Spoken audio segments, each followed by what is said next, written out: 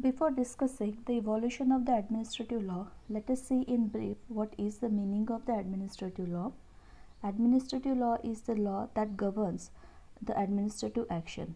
It is suggested by the name also. As per Ivor Channing, the administrative law is the law relating to the administration. It determines the organization, power, and duties of the administrative authorities.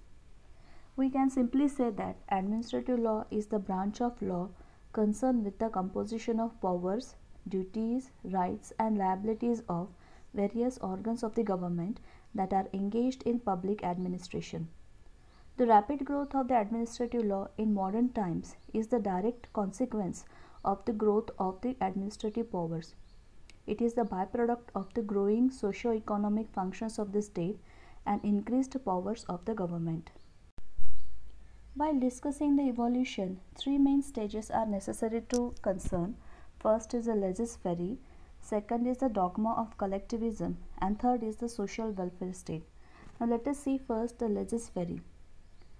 The laissez faire manifests itself in the theory of individualism, individual enterprise, and self-help.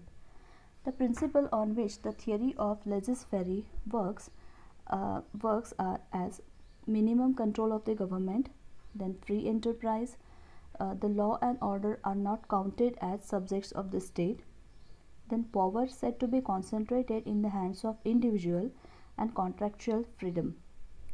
The theory of laissez-faire meets some pitfalls also, that is concentration of power in some few hands, widening of the gap between poor and rich, human misery.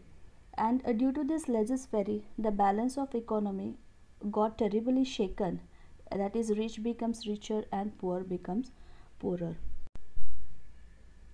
After the miserable consequences of the laissez-faire state, the principle of collectivism evolved, which says that the state and individual has to work in the state and individuals have to work in the proper synchronization.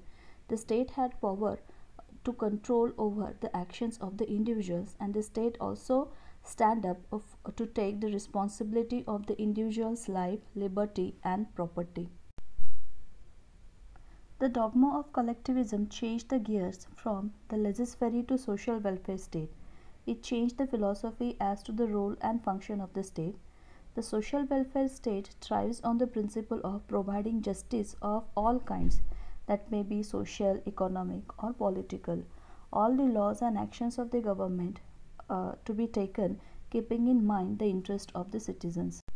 Attainment of socio-economic justice became a conscious goal of the state policy.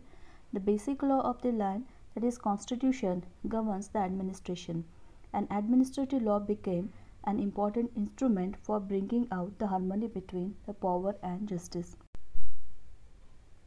Till the end of 19th century, administrative law was not accepted as a separate branch of law in England. The principle that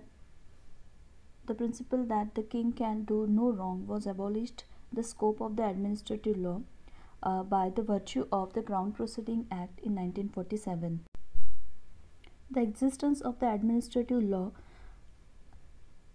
in United Kingdom was declared first in the case of Breen versus Amalgamated Engineering Union in 1971. The Mauryas and Guptas of ancient India had the centralized administrative system. It was with the coming of the British, the administrative law in India went through few changes. In ancient India, there was the presence of the concept of dharma. The king and the administrators followed the dharma.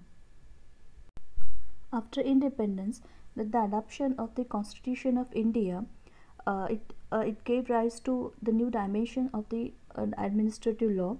Since independence, large number of the enactment made, and the new administrative bodies, tribunals, have been established. Delegated legislation became important part of the law, and due to several reasons such as the concept of welfare state, inadequacy of legislation, then scope of the experiment, burden of work on judiciary. Due to these several reasons, the administrative law in India is continuously evolving.